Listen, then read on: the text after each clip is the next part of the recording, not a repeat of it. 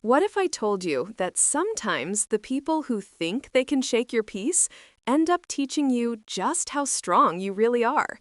That's exactly what happened to me one Christmas, a day that started with shock and ended with something I never expected.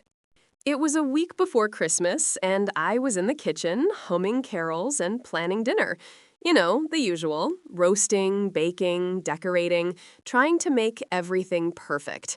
My husband walked in with that nervous little grin he gets when he's about to say something I won't like.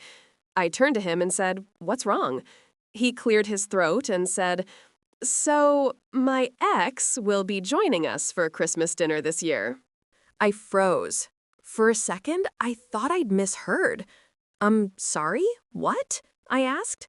He repeated it, slower this time, as if that would make it sound any better. "My ex is coming to Christmas dinner." I laughed, not because it was funny, but because I genuinely couldn't believe it. "You invited your ex to our Christmas dinner?" He quickly added, "It wasn't my idea. The kids from my first marriage asked if she could come, since she'll be alone this year. I didn't want to make it awkward." Awkward? Oh, it was already beyond awkward. But instead of arguing, I took a deep breath. I thought, you know what? Let her come. I'll be the gracious host. She'll see exactly why I have this home, this family, this peace. Christmas Day arrived, and the house smelled of cinnamon and roast turkey. Candles flickered on the table, lights twinkled on the tree. Everything was warm, glowing, picture perfect. Then the doorbell rang. My husband looked at me nervously. "She's here," he said. I smiled sweetly. "Then let's make her feel welcome." When I opened the door, there she stood, perfectly dressed, perfectly poised, with that polite smile that didn't quite reach her eyes. She handed me a small gift bag and said, "It's been so long. You have such a lovely home."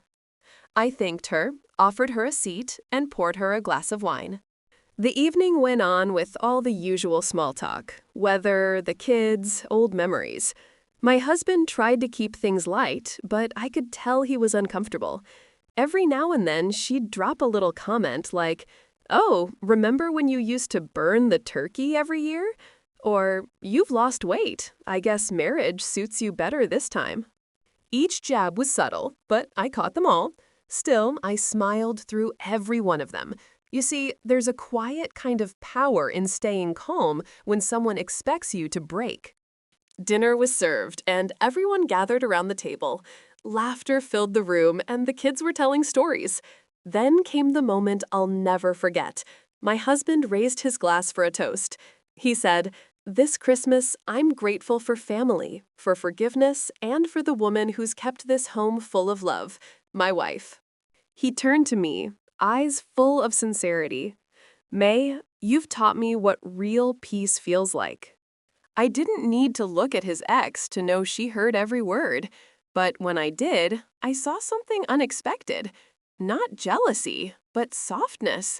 She raised her glass and said, "You're lucky to have each other." After dinner, she helped me clean up in the kitchen. She was quiet for a moment, then said, "You know, I was nervous to come here. I thought it would be strange seeing him happy with someone else. But now I see you're good for him." I smiled and said, "We all have our chapters, dear. Yours helped make him who he is, and I'm grateful for that."